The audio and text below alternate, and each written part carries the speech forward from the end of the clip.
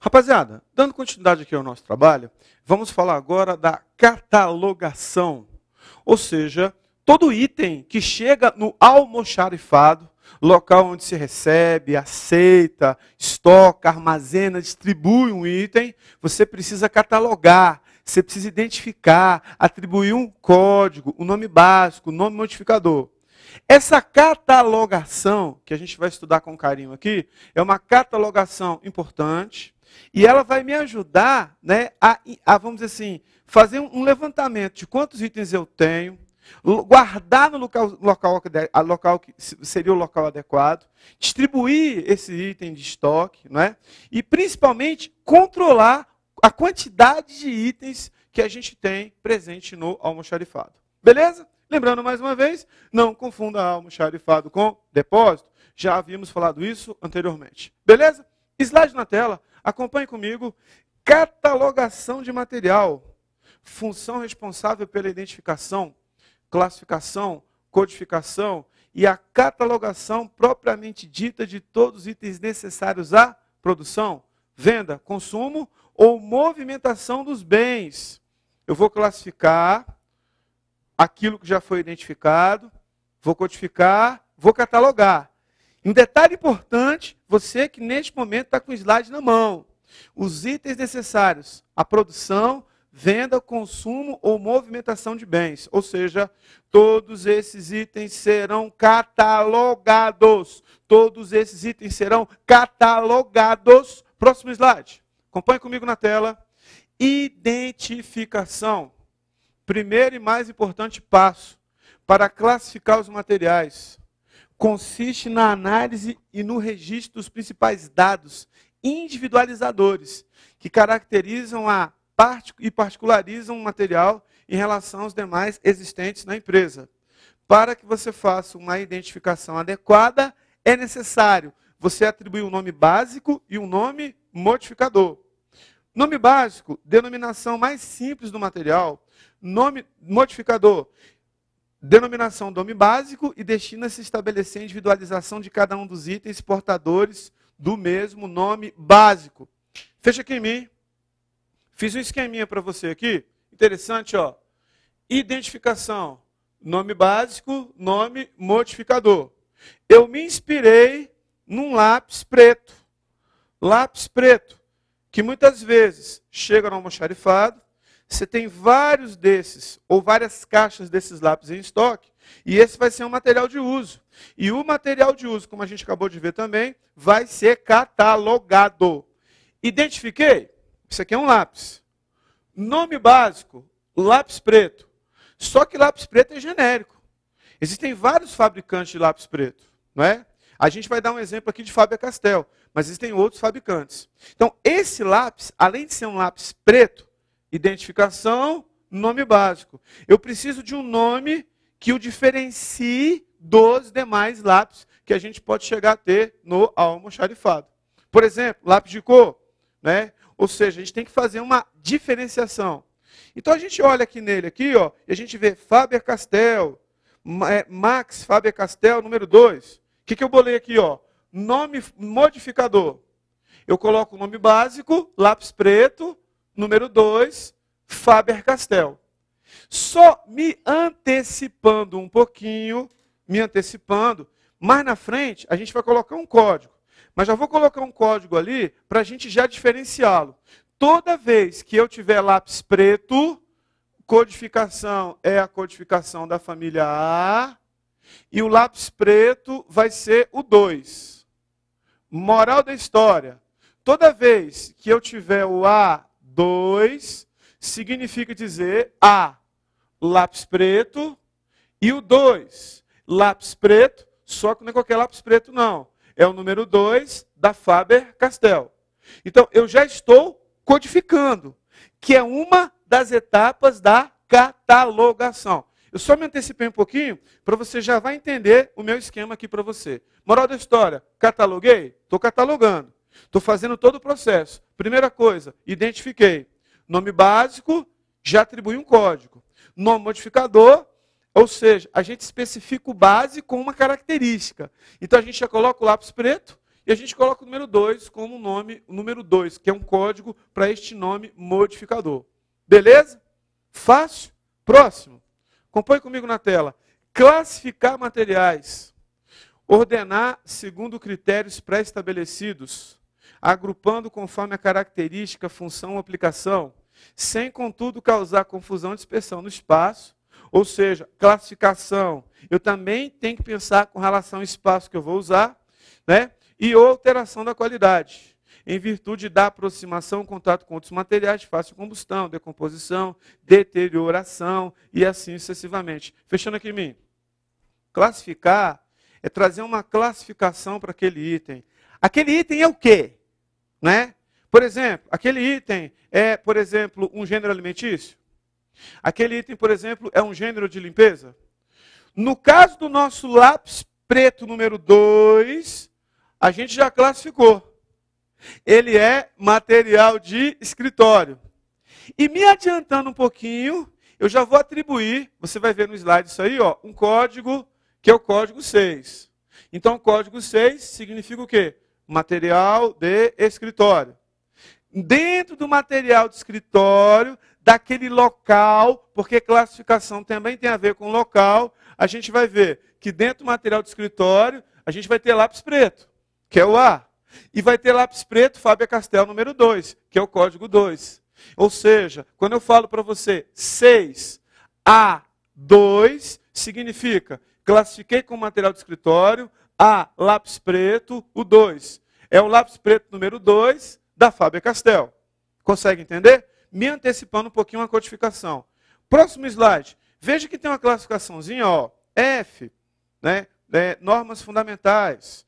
0, metais ferrosos. 1, metais não ferrosos. 2, elementos roscados. 3, componentes mecânicos. 4, componente elétrico. 5, ferramenta. 6, material de escritório. Todo material de escritório já foi classificado e dentro do meu esquema de classificação, eu já atribuí um código. Para a minha classificação de material de escritório, é o código número 6. E nós temos também material de manutenção. Uma coisa importante, fechando aqui em mim, quando a gente fala de classificação, eu não posso esquecer do local. Local de armazenamento. Local de armazenamento. Local de armazenamento é.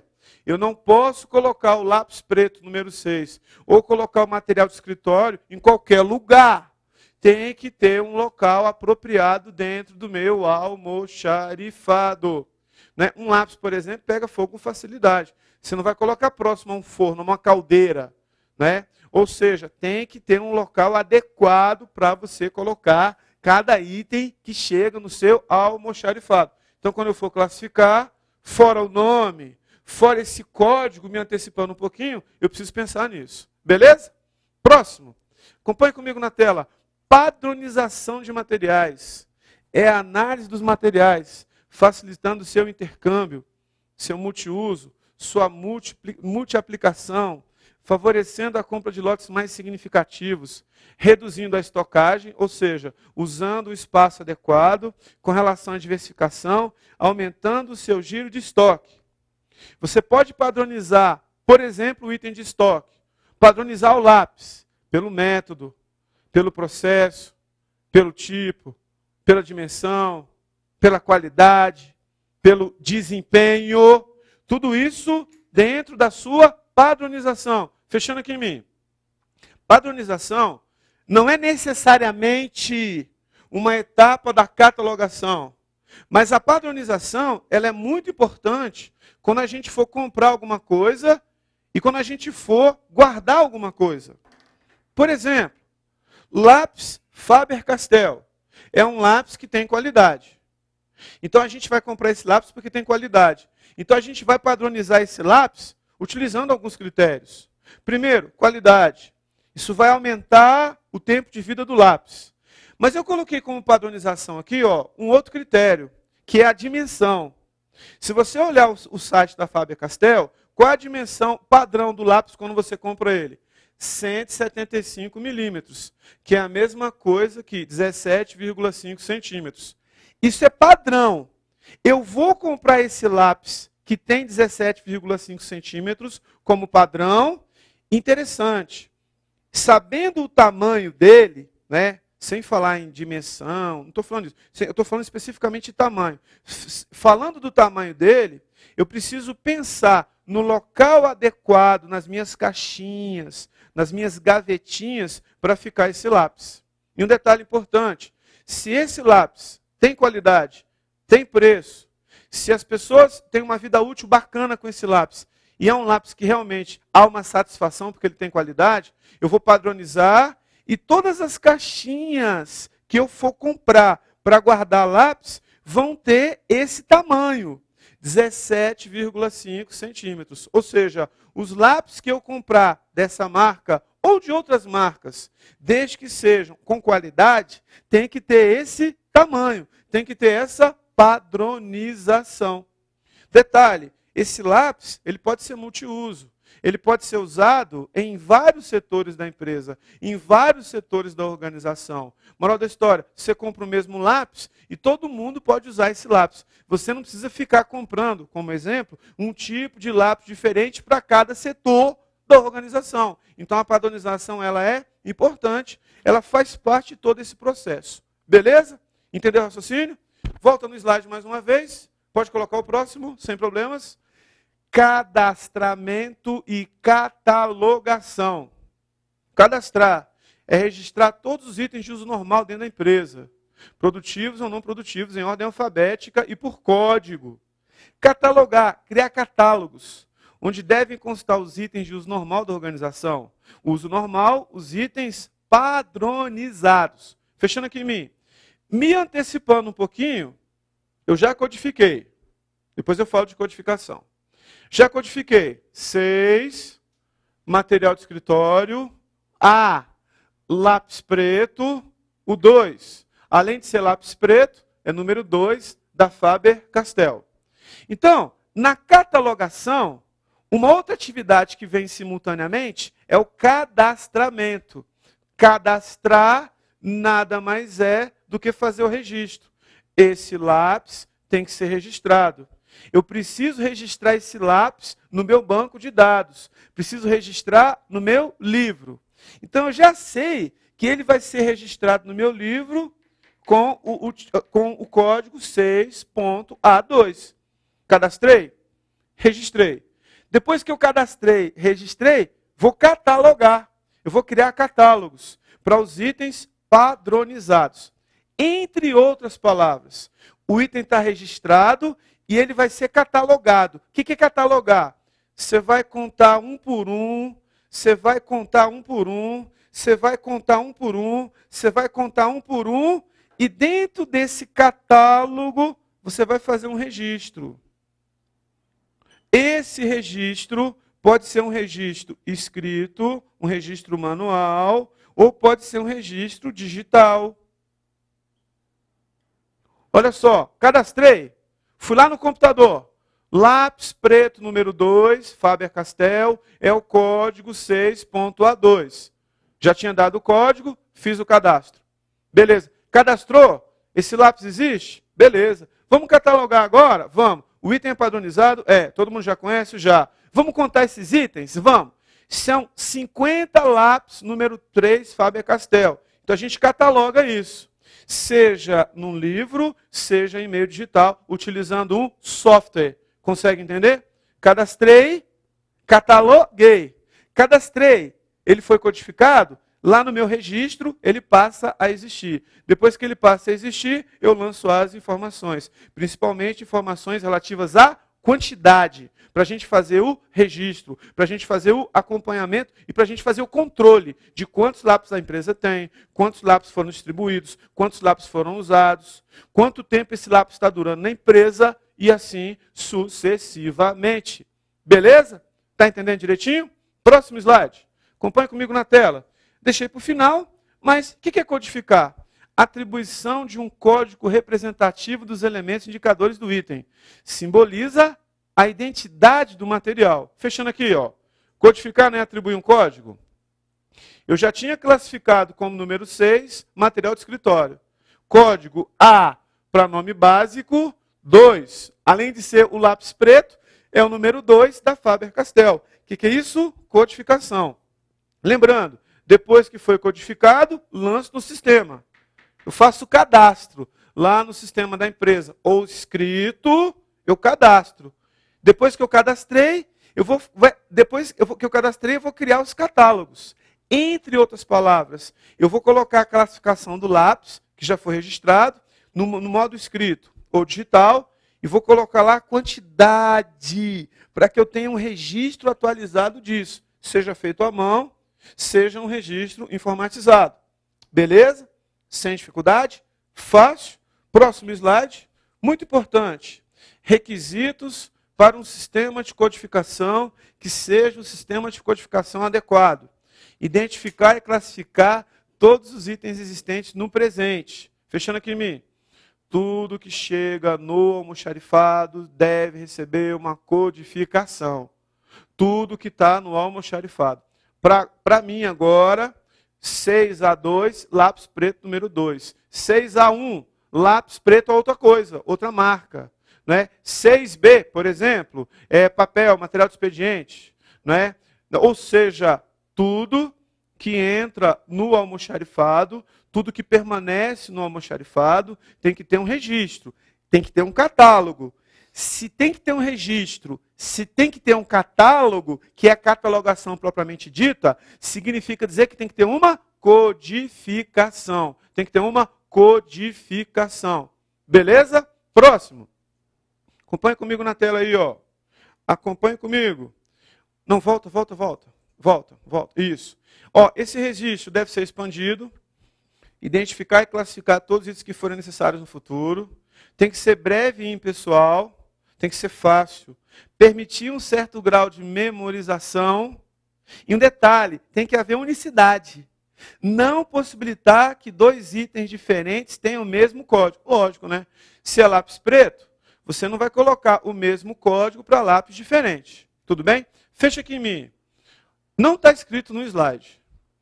Se a empresa optar, ela pode, em vez de atribuir um código, ela pode trabalhar com o código de barras. Porque o lápis e outros itens que chegam no almoxarifado, eles têm um código de barra. Por exemplo, aqui eu tenho uma carga de pincel. Carga de pincel que a gente usa aqui quando o pincel acaba. Essa carga de pincel, ela tem um código de barras. Esse código de barras é um número. Professor, se a empresa quiser codificar utilizando o código de barras que já vem no material, pode ser? Sem problemas. A diferença é que não vai ser de fácil memorização. E um outro detalhe, se a gente usa o código de barras, significa dizer que é um registro informatizado, é um registro digital. Se for feito à mão e a gente for ter que digitar, cadastrar ou escrever à mão o código de barras, fica mais difícil. Quando a gente dá essa aula, a gente não está falando especificamente de uma empresa que tem sempre registro informatizado. Se a empresa tem registro informatizado e ela acha mais conveniente, ela usa o código já do código de barras. Curiosidade, as empresas comerciais fazem muito isso. Chega o item no almoxarifado, só que esse item já vai direto para o setor de vendas depois. Ele não passa pela linha de produção. Não é um item de uso. Então, esses itens que chegam e vão ser vendidos, código de barra, geralmente você tem uma leitora, você já tem um cadastro, ou você faz o cadastro do código de barras, e isso ajuda até no seu controle de estoque. Então, se a empresa optar por usar a codificação do código de barras que já vem no produto, e mesmo o próprio lápis também vem com código de barras, não sei se dá para você ver, o próprio lápis, dá para ver, né? O próprio lápis já vem com código de barra, se a empresa optar por isso, sem problemas, sem dificuldade. A empresa deve usar o método ou deve usar a codificação mais simples, que gere eficiência, que facilite o processo de trabalho e, além disso, né, alguma coisa padronizada e única e algo realmente que gere bons resultados para a empresa. Ela controle tudo sem perder tempo. Beleza? Tranquilo? Uma outra coisa que a gente tem que falar também, queridos, próximo slide, é a questão do layout. Eu não sei se dá para você ver bem essa figura. Essa figura ficou um pouco clarinha, mas nessa figura aí, eu tentei mostrar para você muita gente entrando em determinado setor e não tendo espaço para todo mundo. Não sei se dá para você perceber isso aí. Ou seja, o que é layout? É um arranjo físico. O espaço físico organizacional influi no trabalho desenvolvido pelos indivíduos dentro da empresa. Ou seja, preciso ter o espaço adequado de trabalho dentro da organização. Muitas vezes, numa empresa desorganizada, importa mais o fluxo entre papéis e pessoas que o aspecto visual e do conforto, né? Ou seja, a gente tem que tentar mesclar isso tudo. Estabelecido a partir do estudo do sistema de informações relacionado com a distribuição dos móveis, equipamentos e pessoas, né? Mais economia e produtividade pode influir na motivação das pessoas. Quem é que não quer trabalhar num ambiente de trabalho adequado? Quem é que não quer desenvolver bem a sua atividade no local, num ambiente que seja considerado um ambiente adequado? Tudo bem? Então, olha só, veja bem uma coisa importante. Fecha aqui em mim. Importa mais o fluxo de papéis e pessoas, não é, do que de fato... Mostra lá de novo a observação que eu fiz. Importa mais o fluxo entre papéis e pessoas que o aspecto visual de conforto. Fecha aqui em mim. Isso é uma visão bem tradicional. Agora, um detalhe importante. Fora o fluxo de papéis, né, e fora a organização, a gente também tem que pensar no conforto. Então, numa visão mais moderna, tem que mesclar tudo. O papel tem que estar no lugar certo, as prateleiras têm que estar no lugar certo, as mesas têm que ser adequadas, têm que estar no lugar certo. Ou seja, tudo tem que estar no seu devido lugar. Eu coloquei no finalzinho que o layout ele pode influenciar na motivação. Como eu falei para vocês, quem é que não se sente bem num ambiente organizado? Num ambiente que você tem um espaço, que é um espaço ideal para você trabalhar. Um ambiente bem iluminado. Um ambiente onde todos os móveis estão nos locais adequados. Vamos pensar, esquecendo um pouquinho o escritório, papel, equipamento, vamos pensar na linha de produção? Na linha de produção, tudo tem que estar no local adequado? A máquina, a pessoa, a mesa de corte, o forno, tudo tem que estar adequado. Tudo tem que funcionar bem. Tudo tem que funcionar adequadamente para que a empresa, de fato, possa atingir os seus objetivos e, o mais importante, atingir os seus objetivos com eficiência, usando os recursos que ela tem à disposição da forma mais adequada possível, utilizando os recursos da melhor maneira possível. Beleza? Ou seja, não se preocupe apenas com organizar papel e organizar equipamento ou organizar mesa, mas ter um ambiente adequado, um ambiente que de fato seja um ambiente onde você consiga desenvolver um bom trabalho. Isso também ajuda na produtividade que a pessoa vai ter no seu ambiente de trabalho. Beleza? Próximo slide. Layout, que significa o quê? Posição relativa das áreas de trabalho. As áreas de trabalho têm que ter a posição, o tamanho e a dimensão adequada. A posição das máquinas. As máquinas têm que estar numa posição que seja a posição adequada para desenvolver um bom trabalho. Olha o nosso contexto. Posição dos pontos de armazenamento. Fecha aqui em mim. A gente já viu anteriormente a questão das prateleiras, container flexível, aqueles sacos, as gavetas, a gente viu a questão dos racks, a gente viu a questão, né, lá das prateleiras, e a gente usa lá também, né, aquela carga unitária, os pallets, ou seja, local de armazenamento tem que ter um layout adequado. Um dia, eu fui numa casa de material de construção comprar um piso. Aí, a casa de material de construção é na frente e o almoxarifado é atrás. Eu fui no almoxarifado e cheguei na porta. Cheguei na porta, eu vi prateleiras e prateleiras até em cima, né? Usava-se até empilhadeira com pallet embaixo para colocar as coisas lá em cima. Quando eu cheguei lá, entreguei a notinha fiscal, a pessoa foi lá, bonitinho, com a máquina, na prateleira certinha, separou a caixa para mim, colocou de novo, tudo organizado.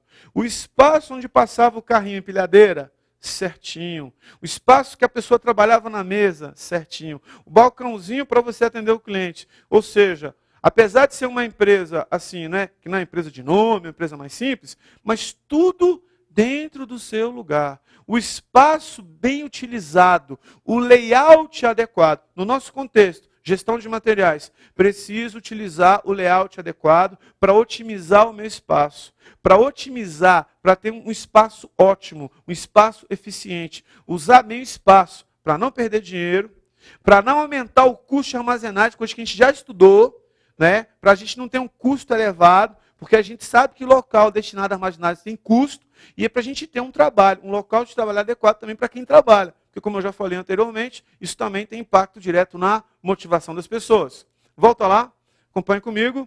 Posição do trabalho manual intelectual, posição dos meios de suprimento, aquilo que a gente vai usar para suprir a empresa, posição dos acessos às áreas de armazenamento e serviço, tudo na posição, tudo no local adequado. Entre outras palavras, o que é layout?